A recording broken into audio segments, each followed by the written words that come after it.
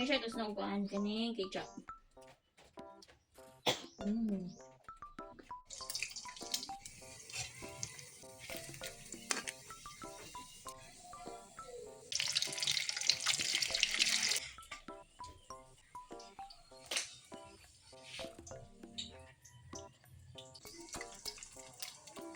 Mamahaw na guys, ang sudan karon is Mr. Swirl nga luncheon meat.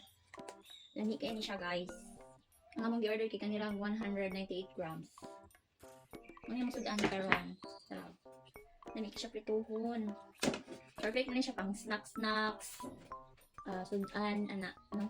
Kapit natin yung klase guys. Pamalit na mo ani kay easy ra siya. Lutuon, dali lang siya maluto no, pang pamahos sa inyong mga kids, anak. So, mga pisa ta. Kantanin nyo guys. Dali lang sudan.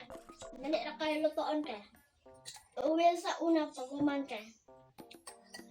Ibutangan ninyo. Lami kaayo guys. Kami siya tapos nakuhaan kani ketchup. Hindi may magpakawala aning luncheon meat sa Mr. Swirl ka. Barato. Tapos lami pa siya guys ha. Butang na mo ang main pesa. Basta namin nag-riot ang nang Mr. Swirl nga luncheon meat sa mga basket. Bye-bye guys.